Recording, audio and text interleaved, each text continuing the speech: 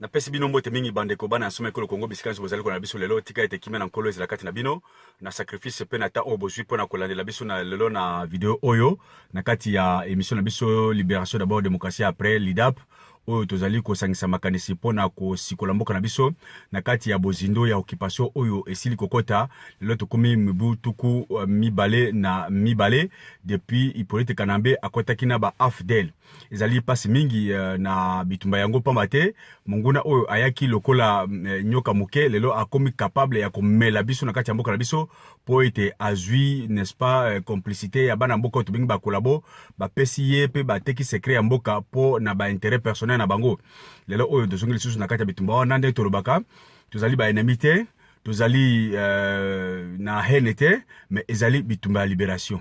Ce qui tozali ko se différencier na o etali ba stratégie mais to se différencier na objectivité. Objectif c'est quoi? Objectif ezali eloko oyo ba négocier kati na kati ya bitumba. Ce qui yo kanisi ete mboka na biso ezali na problème ya dictature. Et que Kabila Oyo Hippolyte Kanambe aye comme un grand dictateur qu'il faut déboulonner, qu'il faut que ça la stratégie pour na kolongola ye et que biso tolobi ete mboka ezali na problème ya dictature te mboka ezali na problème ya occupation et que Kabila aye lokola Rwandais alati poso ya Congolais pona a occuper biso c'est-à-dire ayi bankita na biso aboma biso pe aya ko balkaniser RDC c'est-à-dire kozwa eteni ya mboka na biso ko annexer yango na mboka ya bandeko na ye ba Rwandais et que tozali na différence wana bitumba pe ko umela.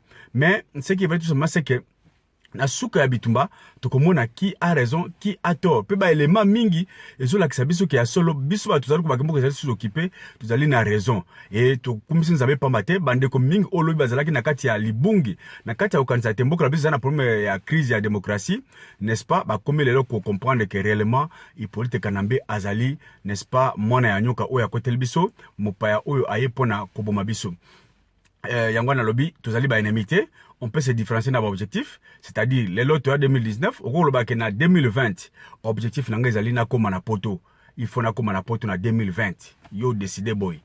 Mais ba moyen cause la n'est-ce pas différent, ba stratégie cause la différente pour na koma na poto. Muso ko bisa ke lega kala matadi awa, zo maso akota okenda. Muso lobite kena na nord, so kena ba Libye kuna dans une désert au traverser mai OK. Musuba biso non toza na COP moko na Afrique du Sud ozokenda na nord na poto France Belgique ou apelio kenda mais ba biso nzela kitoko za na Afrique du Sud okiti na Afrique du Sud mais ba moyen ekuko za la différent ba stratégie ko za la différente mais l'objectif ya okoma poto ba négocier ka yango te.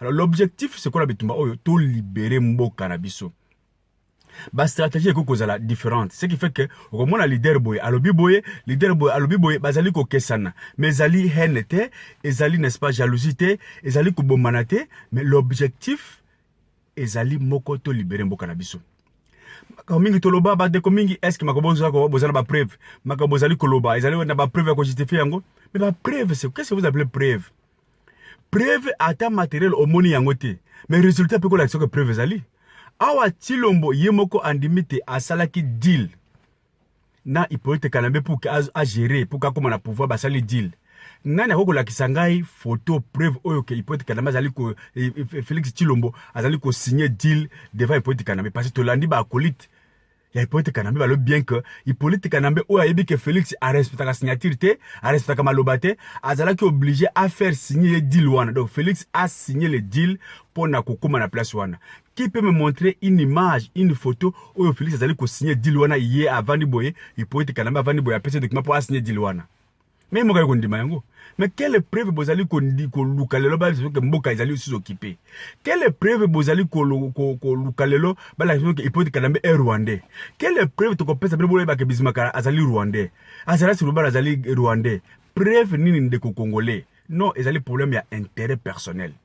L'intérêt personnel est tant au luki yango au commission yango lokola objectif même ceux qui bazali ko lakisa yo le vrai n'est-ce pas problème la solution pour na batonyonso okolima yango te parce que l'intérêt général ne te concerne pas lobi à Lambert mais c'est comme ça que la police nous avons une police professionnelle qui travaille avec les éléments n'est-ce pas professionnels les lois police on attend comme ça na professionnalité na ye non police a violé pour na yo Lambert Mende police a violé kilobité pour na France Djongo ba honorable so bakanga ki bango ba Diomi Ndongala bo bakangaki bango bazali na immunité parlementaire na bango. Police wana zaki professionnel lo a changé pour na yo? Non. Deux poids, deux mesures, l'intérêt personnel et bon, ça la justice doit être au-dessus de tout le monde. Parce que quand la justice, n'est-ce pas, est respectée dans un pays, c'est ça le secret de l'élévation de ce pays. Mais quand il y a l'injustice, le pays ne peut pas évoluer. Bande konazu mituna mingi lelo na kati ya lidap, mituna ebele, e uti bipa na bipa ya bandeko, ezali mingi centré sur ndeko, oyo to bengi ndeko pa mata zali chrétien, na benga ndeko pa za chrétien lokola ngai, Moïse Katumbi. Bandeko bakomi ebele, ba question ebele, j'ai retenu quelques-unes na kotangela bino, koyeba pourquoi oyo azali kosala lelo, c'est dit à quoi? Moïse Katumbi, toyeba ki elobi, Moïse Katumbi, toyebi elelo, Moïse Katumbi, asali boye, azongi, alobi boye, qu'est-ce qui ne va pas? Ndeko Placide, yopo lobaka mo malamu, meka ko sosabu na niveau ya lidap, et lingi ko limbola nini. J'ai retenu certaines questions, na kotangela bino, avant na pesa une réponse générale na oetali Katumbi, n'est-ce pas, Moïse, oyo, komo na ye, baboti bapesi ye, Soriano. Toyoka, ma question, bande kwa komelinga, et na ko répéter. Vous allez m'excuser pour ne pas na citer kombo ya moto dans la question ana. Question liboso de kwa komelinga, moka lobi, Moïse Katumbi, président en exercice, ya la muka, azongi na mboka. Batupe bayambi ye, bobo mesano, lokola ba grand leader nyuso, na kati ya Congo. Ki résumé, Kyungu wa kumonza, a bloqué batu ya la muka, bayamba Moïse par rapport na batu ya Ensemble, CAJ, FCC et autres. Olobinini. Batuninga pourquoi Kyungu a fait peut-être bagé pour na ko bloquer batu ya la muka bayamba Moïse Katumbi. Mais atiki porte na bata FCC, atiki porte na bata Ensemble, atiki porte na bata CAJ baki na koyamba Moïse Katumbi, mais bata la muka o Moïse Katumbi azaliko revendiquer n'est-ce pas présidence parce qu'il est président officiellement pendant les 3 mois. Aboyi batola baki na koyamba ye. Eza kolobanini, kolakisanini. Ça c'est une question qu'on va répondre. Deuxième question concernant toujours Moïse Katumbi. Balobi boy. Moïse Katumbi a sali conférence de presse. De Kalobi na retenir makambo mibale oyo epesinga y passe. Alobi te azali cour constitutionnelle te. Moïse Katumbi alobi je ne suis pas la cour constitutionnelle. Alobi était aye en tant que président ya la muka komema j'appelle Bemba pe Fayulu bakela komona na Félix pour les soutenir. Alors, ma question est oyo. Est-ce qu'il est possible de soutenir Félix et de combattre Kanambe en même temps? Est-ce que Igwe Baimoto akoki kolinga kokende bontaba contre volonté à peuple? En soi, Jenini Moïse Katumbi azali ko jouer na bitumba oyo. Maloba omboka yo ndeko Placide. Mika ko yano labiso. Bon.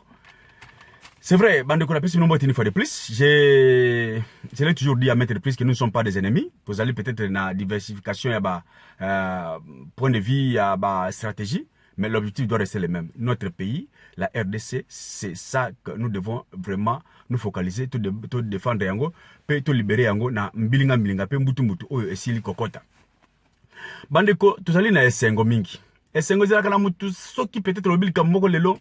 Babengi yo, oh c'est vraiment il a la haine, oh la jalousie, c'est un fou, un bandit, un aventurier. Bah pesio ba qualificatif nyos, oh peut-être aux arabes pré ba kamaza koloba, les gens biloba loba internet, oh ceci c'est nzala. Bah tu ba qualifier ba pesio ba toutes sortes, y a ba notification toutes sortes, y a ba injure pour na makamaza koloba. Mais et ça la ka esengo mingi ceux qui lobby si mais lobby, bah tu wana bazongi ba lobby, ah il avait raison. Ndeko bazala ki na raison. Likambo alubaki yango ekokisami. Oh, Lumba zalaki na raison. Lelo baka Lumba alubaki yango ekokisami. Oh, Mobutu avait raison. Oh, Tshisekedi avait raison. Et ça lui peut quitter kolobaki oui, lelo oyo Honoré Ngwanda azana raison.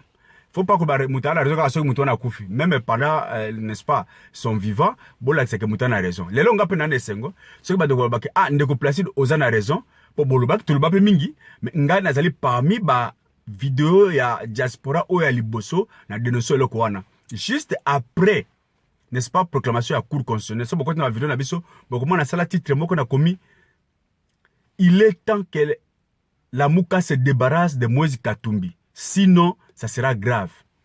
kaka tango ba uti ko proclamer ba ba tala ka vidéo na biso ba boni na biso ba ko mona loko wana juste avant après proclamation cour constitutionnelle ba première réaction esalemaki nalobi il est temps que Lamuka se débarrasse de Moïse Katumbi soki te à venir ezali vraiment na danger parce que tout le monde qui déjà ba élément oyo yé asalaki ezalaki malamu te. Quand les prémices sont déjà mauvaises, on ne peut pas s'attendre à une bonne conclusion. Wana mayele ya syllogisme logique et la kisibisoboy. Tolobi mingi nandeko Moïse Katumbi. On n'a pas un problème avec Moïse Katumbi. Moïse Katumbi est devenu congolais parce que nous le savons très bien. Qu'on se le dise, c'est la vérité. Moïse Katumbi n'est pas de parents congolais. Papa comme maman. Mais il n'est pas dit que pour que ça congolais, il faut avoir papa et maman congolais. Non, on peut devenir congolais par filiation, par affiliation, ndenge zali ebele, ndenge loi congolaise et sengeli. Moïse Katumbi pe, il semblerait pe a commis congolais na ba seconde étape, ba second moyen wana. Mais ce qui est là, c'est que ça m'a malamu pour l'intérêt du peuple congolais. Où est le problème? Il n'y a pas un problème. Mais là où ça blesse, c'est quoi? C'est que Moïse Katumbi qui au début qui risque de diriger le pays comme président de la République qui n'a pas candidat, tout le monde qui non parce que quand la président de la République ils allaient là bon sommi, c'est ce qui est réservé aux Congolais de pères et de mères tels que constitué aux Congolais ceux qui le but constitué changer. Tout comme le coup les États-Unis, qu'il suffit qu'on boite au Congo ou qu'on appelle Congolais pour cause de la président. Où est le problème? Mais la loi congolaise a autorisé que le président a la moto azali ici n'a pas parents, papa maman ba Congolais. C'est la loi d'aujourd'hui. Ce que le parlementaire va changer, il n'y a pas de problème. Mais loi les lois zali ndenge wana. Ya tellement la kinde ko soriano to bien été. Na lelo oyo na loi oyo yo ko la présidente. Zala gouverneur, même le premier ministre, n'importe quel ministre, ils a problème. Mais président de la République, ils allaient réserver na ban somi ya bana Congo. On a été mal vu, pas fingi biso, pas mso féliciter biso, mais nzambe na bolingo na eko sala ka ma donné pe. Ayamba lo samu na biso, ba écarter pe na course présidentielle. Quelque chose malheur et bon dit tout. Basali bakei passe na yo passe na ngai bangona kamere na Félix tomoni yango. Élection de salemi tomoni yango. Lamuka ne bota mi tomoni yango. Cash ne bota mi tomoni yango. Ne bokoye ba loko moko. Que présence à Moïse na kati ya Lamuka ezalaki toujours mabe pona bandeko mingi. Maté, il fallait que Moïse travaille beaucoup pour démontrer que réellement a komaki opposant contre Félix. Moïse azali moto asali Genval, le patron de Genval est rassemblement, il est patron. Moïse azali moto oyo asali ke Tshisekedi ke Félix Tshisekedi lelo azala président rassemblement. C'est Moïse Katumbi. Oyo a financé ma c'est Moïse Katumbi. Raconte à Nairobi, tango ba uti cash ba uti na Genève ba conformer cash à Nairobi. Qui a financé? C'est Moïse Katumbi. Lelo Moïse Katumbi a comme ennemi à Félix. Et c'est là qui vraiment très difficile na batu ba avaler réalité wana. Il fallait que Moïse Katumbi a prouvé, a démontré que réellement n'a respecté signature na lobaki et que signature na lokate na suka, c'est-à-dire qu'on revendiquait la vérité des urnes comme Fayoulou a gagné les élections. Mais silence naye après proclamation ko umba tout le monde a dit qu'il y a quelque chose qui ne va pas. Bande ko nan expression mo pa na mboka balobaka soki lelo ta maman na ya kufi. Maman kufi na ndako. Kuna bazali kotonga ndako pona mboka mobimba balobi tika mama na yo na ndako apola mekenda kotonga mboka oyo mboka mobimba sangani kenda kotonga ndako pardon et sika bato basangani. C'est très important. C'est-à-dire à un moment donné likambo etali yo moko personnel famille na yo oko sacrifier pour l'intérêt ya mboka. Moïse Katumbi baninga basangani pona kosala la réaction na makambo etali la moka après n'est-ce pas décision au coup conscience de la qui pena bitumba ya Maïté Fayulu. Wa Moïse Aoumbi. O azalité à quel Londres parce que moi naye azako zala coller, c'est-à-dire collation de grade académique à Keikuna. Ah, likambo ya munene ya mboka yo tika ngo poka na mwana. Oh, toye komona après que Moïse Katumbi n'était même pas à Londres pour na kozala na collation grade ya mwana ye, les images au balaki c'était juste bible comme après. Mais Moïse Katumbi azalaki na Rwanda, aye na Kigali. Pour nous écouter, na maître là-bas, on trouve toujours les maîtres c'est Kagame et azali kotina bakolite na l'école poète Kanabe Moïse Katumbi bazali belé. Et tu comme on après ba consigne, oye pesa makina Kagame aye ko pesa ngo pena Félix tanga kei ko kumba mela. Ba we ya génocide oyo abosani aboyi kokuma mela ba wei ya génocide ya mboka na ye Kasai, ba wei ya batu ya Maluku, ba wei oyo ya mboka Yumbi, ba Congolais bande kokoko ye aboyi d'abord akei kokuma mela ba wei ya mboka mopayo ezali ko mboka na yo. Akei ko ba consigne ba accord ya pa ya maître Kagame mikolo ezali koya Moïse Katumbi akotika la muka pour tel objectif, après akozonga okopesa ye passage akoya pour tel objectif. Lelo oyo boza kotuna ba vérité za komonana. Moïse Katumbi azongi. Moïse Katumbi tanga zongi. Bayambi yende ko otuni question liboso. Bayambi lokola batu nyonso. Mais kingo kumwanza a empêcher a bloquer batu ya la muka bakenda pe koyamba Moïse Katumbi, mais apesi n'est-ce pas avantage a faciliter tâche na batu ya FCC, batu ya ensemble, batu ya cash. Mais c'est normal. C'est normal. Tu n'est pas hypocrite, alors ben bien.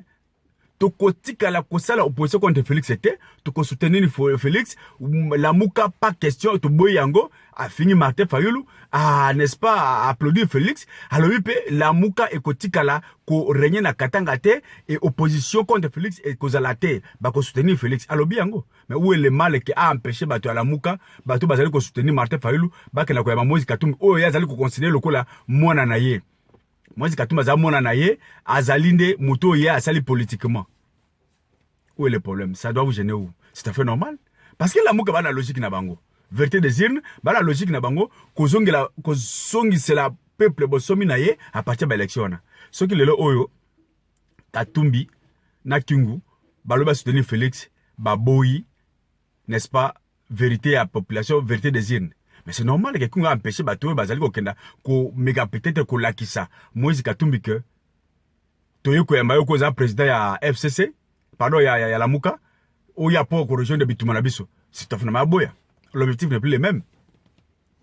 Moïse Katumbi azongi.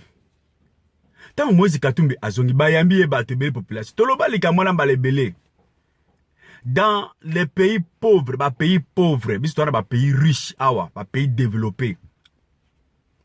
Dans les pays pauvres, population ezalaka identifiée na moto na leaderité. Population ezali population moko oyo ezali, n'est-ce pas, population à la portée de tout le monde. C'est-à-dire la même figure au monde lelo epa ya Martin Fayulu, lobi ko mone pa Moïse Katumbi, sima lobi po mone pa Hippolyte Kanambe, après lobi ko mone pa Jean-Pierre Bemba, sima lobi po musoko mone pa ya même Kike Mulumba, bazali pa peuple za kola na mbongo. Alors à qui appartient l'élément base wana?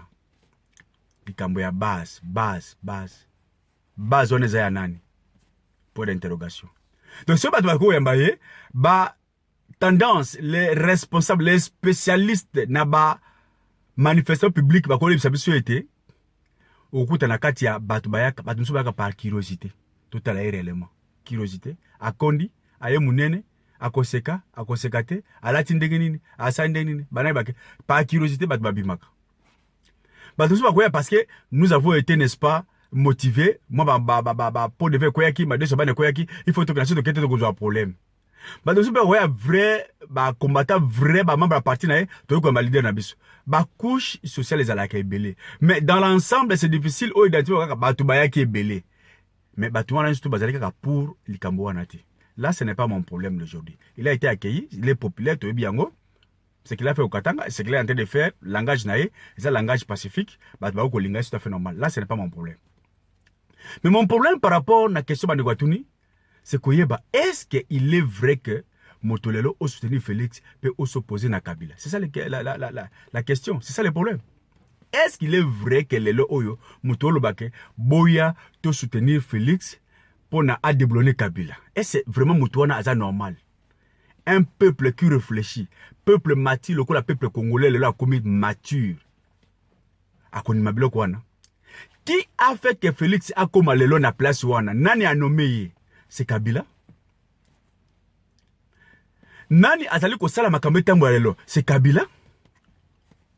100 jours sans premier ministre. C'est pourquoi? C'est parce que Kabila n'a pas voulu. Kabila a loué moto. Félix a sali ko distraire la population. Ba domo ko to ko mena question na pona makambo premier ministre ngo ben na lingi leto lo ba mika makambo tali Katumbi. Tokozongela ngo kala mingi te. Katumbi azongi alobi, je n'ai pas un problème avec Félix, azali cour constitutionnel était.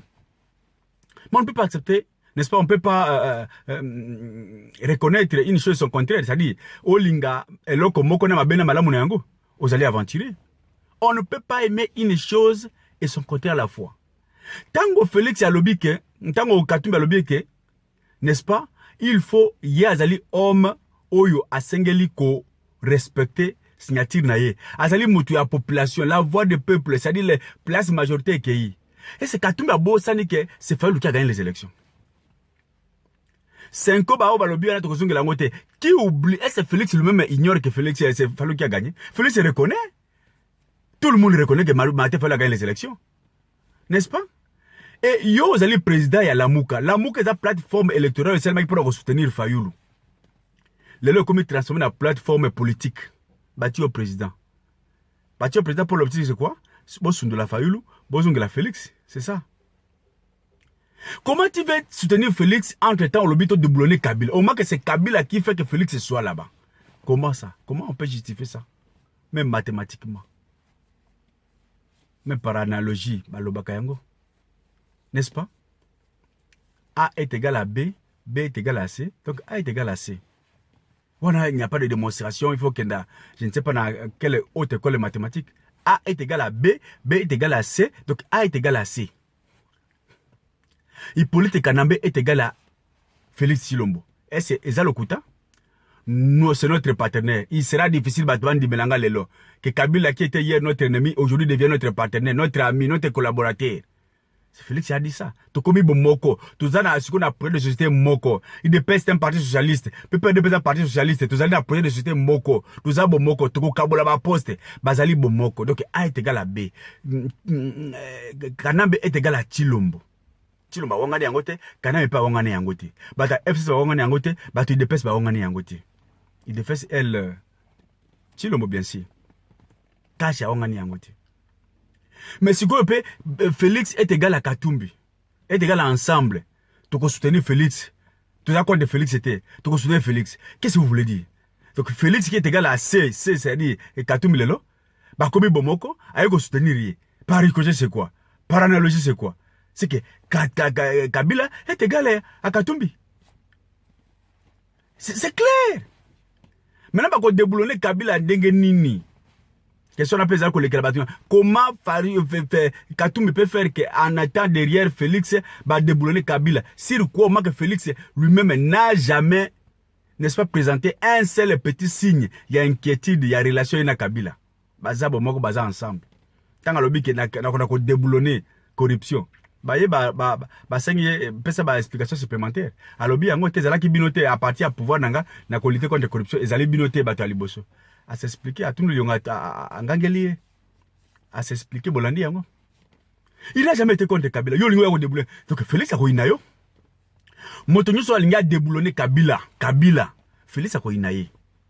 Parce que c'est à cause de Kabila que lui est là.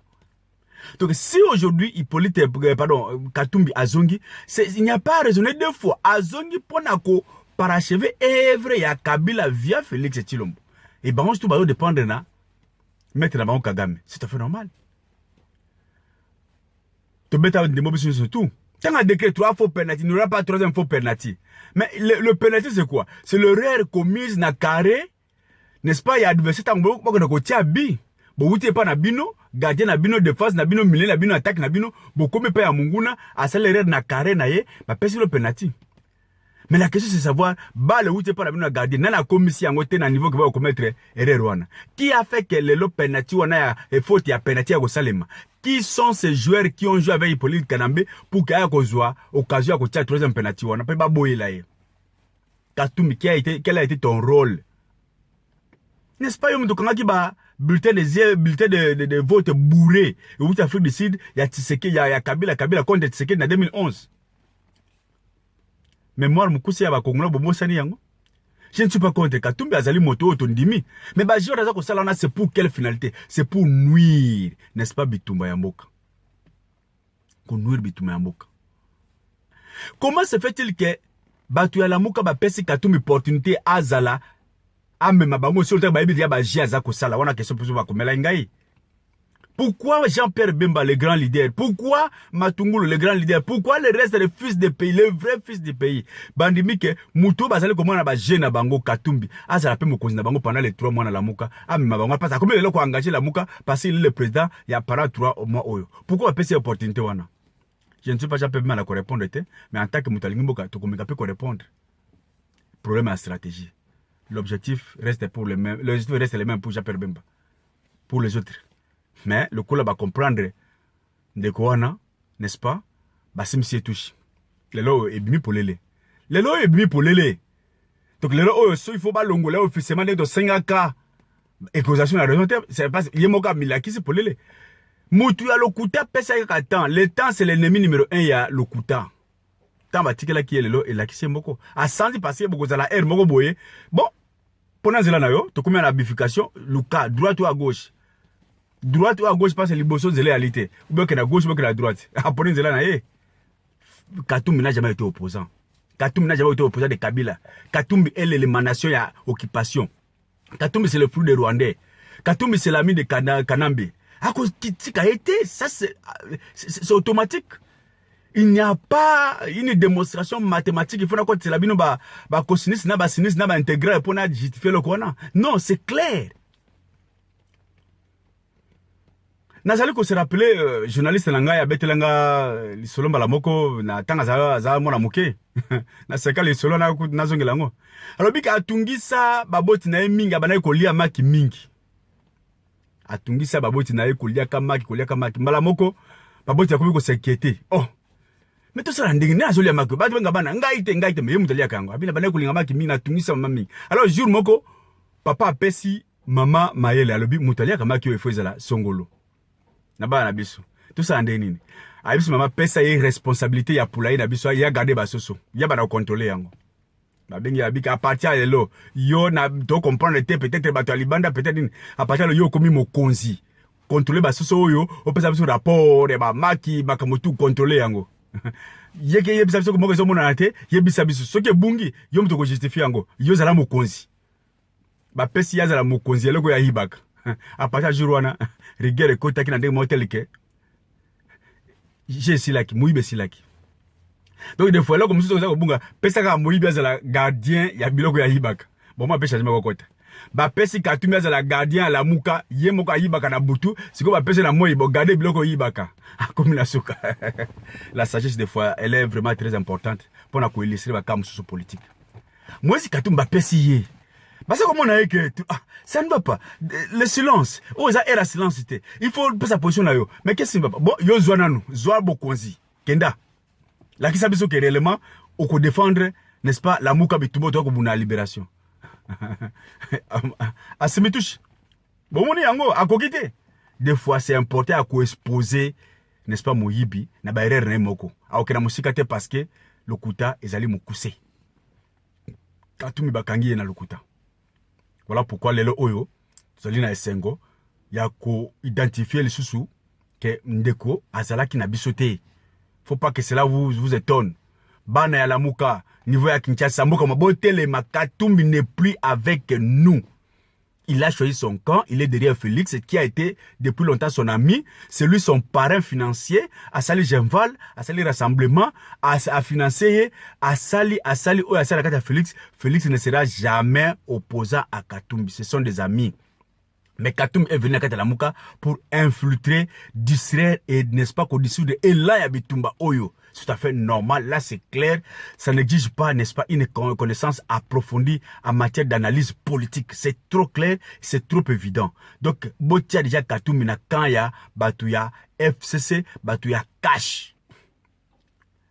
Combien de fois Batouya ensemble, au Ezali mouvement, là, il y a déclaration contre Fayoulou. Pour ce qui est de Yemoka Gadeka mythisme. Ok, na Eron, il fallait un leader à télémé la bango. Il ne faut pas raisonner deux fois. Yem la continue bango. Il n'est pas là qui s'est engagé bien au clair. Il n'est pas la cour constitutionnelle. Bon, de la jengate, le quoi cour constitutionnelle a sa pèse verdict nae, na keikuna. Peu importe le kuta. Peu importe Koumba va utiliser l'élection, mais la cour constitutionnelle a décidé, moi je dois, n'est-ce pas, me soumettre. Na kondi mayango. C'est tout ce qu'il y avait là. Bon, tu n'as insulté. Alors, celui qui va encore dire que la Mouka, vérité des urnes, la Mouka, toi qui la révolution seulement pour dire avec Katumbi, c'est encore une lâcheté. Premier Bemba, peut-être à l'obia ma Bemba, na Fayulu, et pas à Félix Bak na reçu. Mais c'est ça l'objectif. Tango sika oyo bako kenda, et pas à Fayulu, et pas à Félix. Azu Bemba, Azu Fayulu, ami bangi pas à Félix. Quoi ça, Aline? C'est pour qu'on négocie mon boulot de matin en boka. Bon, pour quel objectif? C'est pour que mission oyo Félix Azana yango pour la pays et kokisama. La mission, n'est-ce pas, reçue des hypothèques canambé. Ça dit quoi? N'a même opposition de tout le pays à hypothèques canambé. Mais tout ça l'appelle logique. Même si Tolingi Félix Yango n'a pas à mon amboka. Mais l'opposition existe aussi. Mais qui sera l'opposant? Il y a un opposant, Azaza opposant, puis à même reste d'opposant et pas à pouvoir pour pas qu'on négocie. C'est quelle nature d'homme? Toi, tu es opposant, tu as perdu les élections, la moto soutenue qui? Aux l'opposition républicaine, au lieu de aux opposants, n'a pas Félix qui est au pouvoir pour que tu aies solo là. Il faut que Bako soit pour l'action que Katoum ne sera jamais l'opposant contre Félix. Ça n'a pas de sens. Et vous le savez très bien. Bandeko Bana Nsome Ekolo Congo. Jean-Pierre Bemba, un universitaire avéré. Martin Fayoul, un calais universitaire à haut niveau. Mais un semi-lettré, il y a Fayoul, il y a Katumbi, à Kangabango Maboko, à Mabango encore, chez un autre semi-lettré à Félix Tshisekedi, chez un autre semi-lettré à Kanambe, pour que Bakara négocier. Mais c'est ingéré. Je ne sais pas ça, peut-être. Oui, hein, peut-être Aïbi Jean-Pierre Bemba, hein. Aïbi Jean-Pierre Bemba, Aïbi on va business. Aïbi on va business, mais Aïbi Jean-Pierre Bemba. Donc, Katumbi, akanga jape mena liboko, akanga fayo na liboko, lokola bon tabando, komi question de ko bon taba, ame bango pa ya Félix. Aïbi Jean-Pierre Bemba, Aïbi pe fayo angote, mais quand même bazuba ba, moi il a mouké à Fayulu, qui n'est pas aussi si facile à corrompre. Tolobi yango bien. Que les stratégies OSTA et celles qui toquent à Boana, et la qui subit sur les lots, ok, tous en a raison. Que le pays ne sera pas libéré, n'est-ce pas, par les négociations, par les accords, par les élections, parce que le pays est sous-occupé. Il faut passer par un coup de force, les soulèvements populaires. Parce que Kanambe a le pouvoir, Namando qui a bomi, Papa Moboko Linaya a bomi comme président, Bissopé a continué que la Bissopé tout récupérer par la force. Le peuple doit se soulever. Il n'y a pas une autre façon, il y a que libérer Mboka à part soulèvement populaire. Ce qu'il est loté et qu'il y a lobby. C'est ça la solution définitive. Ce qui bande de ça qui va peut-être parce qu'il n'attaque le bac non, tout essayer pour peut-être Kolongola Moïbi, il faut qu'on appelle le Kola Moïbi, tout qu'il y a une négociation. Pour qu'il y ait une négociation, il faut que une négociation est belé, l'ongwa sans citer les lots 1 plus 4. Ce qu'on va négocier est simité. Bon, c'est la deuxième stratégie. Oh, tout qu'il y a une élection, il y a une élection acquilée, c'est simité. Essayez aussi notre possibilité. Essayez aussi notre moyen. Essayez aussi notre stratégie. Essayez aussi notre proposition, qui est la population, les soulèvements pour Yabino, n'est-ce pas? Et s'imiter. Yabino et s'imiter. Bon, mais pour Yabiso, au Italie, soulèvement populaire, peut-être Yabiso peut causer la malade. Donc, on doit essayer les soulèvements populaires. Donc, Bandeko, ne croyez plus à Moïse Katumbi. Et, les Oyo, peut-être que Koloba passe à Batumbi, à preuve wapi. Afrique du Sud et outi kokutanisa Félix na Moïse Katumbi. Bolandi yango na investir ya président sud-africain. Ba outi Félix Katumbi na kuna. Katumbi pa kuna. Katumbi qui était logé n'est-ce pas na hôtel Waterloo. Félix Oazala qui logé n'est-ce pas na hôtel qui passe. Katumbi a rejoindre na Butu à lobby dimanche. N'est-ce pas la nuit? Katumbi a rejoint Félix la nuit. Donc boyebi yango. Tango a rejoindre la nuit. Donc, Katumbi a aussi rejoindre Félix, Nabutu a rejoindre. Pour la couper, c'est une garantie. Félix a proposé à Katumbi, schéma conçu par Akash, pour la Italie, comment distraire, comment dissoudre la Mouka. Et Katumbi pas lié proposition à limite au dissoudre la Mouka. Ils se sont là le dimanche, n'est-ce pas, le 26 mai, au à Lobby Awa. Bakuta Nakati a hôtel qui passe là, et Sikawapi. Félix Tshilombo azalaki sous-logé. Bande que vous allez de près. Bana Nsome Ekolo Congo, totalement. Le chemin de la révolution est incontournable. Derrière Martin Fayoulou, le fait qu'il n'a pas encore trahi, le fait qu'il est ferme, il est resté ferme. Na hôtel Bitumamboka, faisons confiance à lui, to kangana liboko na liboko, pour na ko libérer mboka na biso. J'ai premier bazali ko zonga mboka, boyebi yango malamu, to ko pesa programme ngam mikolo zali koya, azali koya, pe et ko senga na biso tous ensemble, bana ya mboka, oyo bandimi ya solo te, libération zali la vraie solution pour na ko libérer mboka, to sungana. Président Valentin Moubaki, président Norengwanda, Japere Bemba, bana ya mboko ya solo lokola ba telemi pona ko libérer mboka, to pesa bango maboko tous ensemble pour libérer notre pays. Voilà pourquoi lelo o na lingi ko benga bana surtout à la muka, bande ko so ba linga biso pe ba komela biso, tous à la bomoko pona ko libérer mboka. Il n'y a pas une autre solution ya ko libérer mboka en dehors ya soulèvement populaire, en dehors ya révolution, pas matin. Fayulu azali soldat du peuple oyo akoma biso na nzela wana nde toyo ko bongisa mboka na biso tokana ba élection ya solo pona ko pesa bon somi na peuple ndenge alingi moto ba ko pesa sur chance na ba élection ya solo akokama mboka mais pona lelo le soulèvement populaire est incontournable. Voilà ba question etali Katumbi n'est plus avec nous. Katumbi a choisi son camp. Katumbi c'est la continuité. Katumbi c'est Kabila. Katumbi c'est Félix. Katumbi c'est Kanambe. Il ne fera rien parce que Epanaye Ezali, même dans la politique. Katumbi n'a jamais voulu être la politicien.